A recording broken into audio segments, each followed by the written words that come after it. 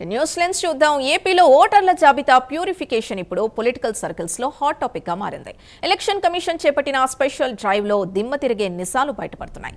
రాష్ట్ర వ్యాప్తంగా ఏకంగా 44 లక్షల పై చిలుకు ఓట్లను డిలీట్ లిస్ట్ లో పెట్టారంటే సిస్టమ్ లో ఎంత డ్యామేజ్ జరిగిందో అర్థం చేసుకోవచ్చు. ముఖ్యంగా ఆచూకీ లేని అన్ట్రేసబుల్ ఓటర్లు కడప, కర్నూలు, తిరుపతి జిల్లాల్లోనే అత్యధికంగా ఉండటం పలు అనుమానాలకు తావిస్తోంది.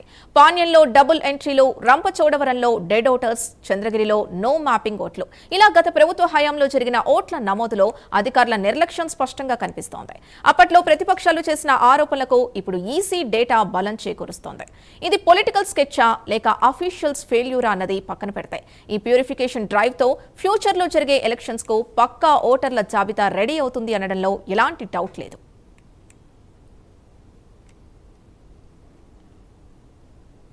ఇక మరింత సమాచారం మా కరెస్పాండెంట్ సుధీర్ అందిస్తారు.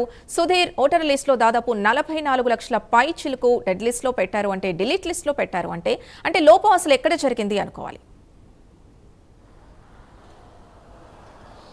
రైట్ సింధు, ముఖ్యంగా చూసుకుంటే కనుక ఏదైతే ఇటీవల కాలంలో సర్ ప్రక్రియ కూడా దాదాపుగా దేశవ్యాప్తంగా జరిగిందని చెప్పుకోవచ్చు. ఆ నేపథ్యంలో కూడా ఆంధ్రప్రదేశ్ వ్యాప్తంగా కూడా ఏదైతే ఓటర్ల జాబితా ప్రత్యేక సవరణ కార్యక్రమం కూడా ఆంధ్రప్రదేశ్ రాష్ట్రంలో జరిగిందని చెప్పుకోవచ్చు. ఈ నేపథ్యంలో కూడా మనం దాదాపుగా చూసుకుంటే కనుక ఏపీ ఓటర్ల జాబితా సవరణలో భారీ ప్రక్షాళన దిశగా కూడా దాదాపుగా 44.89 లక్షల ఓట్లకు సంబంధించినటువంటి డిలీట్ లిస్ట్ కూడా ఈ ఓట్లను పెట్టారని చెప్పుకోవచ్చు. అయితే ముఖ్యంగా చూసుకుంటే కనుక దాదాపుగా ఏదైతే ఆచూకీ లేని ఓటర్లు, అలాగే దాదాపుగా ముఖ్యంగా మనం చూసుకుంటే కనుక మా కడప జిల్లాలోనే ముఖ్యంగా పెద్ద ఎత్తున ఉన్నాయని చెప్పుకోవచ్చు. అయితే ఉమ్మడి కడప జిల్లా వ్యాప్తంగా ఉన్నటువంటి ఎవరైతే ఇక్కడి నుంచి సుదూర ప్రాంతాలకు వెళ్ళింటారో వాళ్ళ ఓట్లు కూడా దాదాపుగా ఆచూకీ లేని వ్యక్తులు, అలాగే కొన్ని అదృశ్యమైన ఓట్లు కూడా పూర్తిస్థాయిలో కూడా భారీ ప్రక్షాళన దిశగా కూడా ఇక్కడ బయటపడ్డాయని చెప్పుకోవచ్చు. మరోపక్క ముఖ్యంగా చూసుకుంటే కనుక దాదాపుగా ఏదైతే కర్నూలు, తిరుపతి, అలాగే ఆ రెండు జిల్లాలు కూడా పూర్తిస్థాయిలో మనం చూసుకుంటే కనుక భారీ సంఖ్యలో కానిస్టేబుల్కి సంబంధించినటువంటి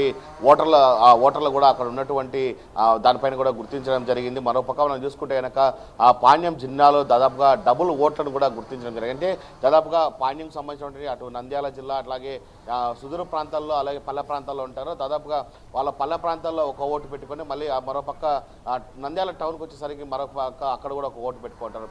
అలా దాదాపు మనం చూసుకుంటే కనుక ఒకే వ్యక్తికి దాదాపుగా 2 ఓట్లు కూడా అక్కడ పెట్టుకున్న పరిస్థితి అని చెప్పొచ్చు. ఇలా డబుల్ ఓట్లకు సంబంధించిన ఓట్లు అయితే కనుక దాదాపుగా అక్కడే దాదాపుగా మనం చూసుకుంటే కనుక వేల సంఖ్యలో కూడా అక్కడే ఉన్నాయని చెప్పుకోవచ్చు.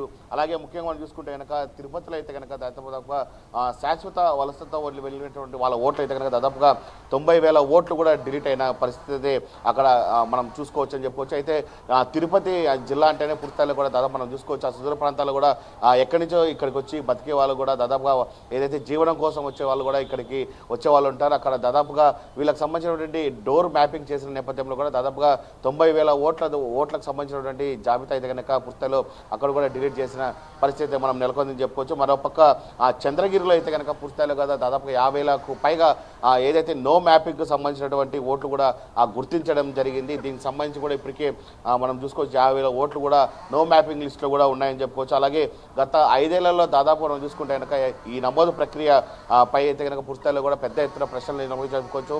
ముఖ్యంగా ఇప్పటికే దాదాపుగా చూసుకుంటే కనుక ఈ సర్ ప్రక్రియకు సంబంధించి అయితే కనుక పూర్తిస్థాయిలో కూడా ఆంధ్రప్రదేశ్ రాష్ట్ర వ్యాప్తంగా కూడా పలు అనుమానాలు కూడా వ్యక్తమవుతారని చెప్పుకోవచ్చు. ఖచ్చితంగా ఇది సమగ్రంగా జరగలేదు, పూర్తిస్థాయిలో కూడా దీనికి మళ్ళీ జరిపించాలని చెప్పి అటు ఏదైతే ముఖ్యంగా రాష్ట్ర వ్యాప్తంగా ఉన్నటువంటి పార్టీలు కూడా పూర్తిస్థాయిలో పెద్ద ఎత్తున కూడా చెప్తున్న పరిస్థితి ఉంది. ఈ నేపథ్యంలో కూడా దాదాపు మనం చూసుకుంటే కనుక 44 లక్షల ఓట్లు కూడా పూర్తిస్థాయిలో డిలీట్ అయ్యి దాదాపుగా అయితే హోల్డ్ చేసిన పరిస్థితి అని చెప్పుకోవచ్చు. ఈ నేపథ్యంలో కూడా ఇప్పటికే రాష్ట్ర వ్యాప్తంగా ఉన్నటువంటి ఏదైతే ఎన్నికల అధికారి కూడా దీనిపైన ఎలా స్పందిస్తారు ఏంటనే దానిపైన కూడా పెద్ద ఎత్తున కూడా చర్చ జరుగుతున్న పరిస్థితి ఉంది.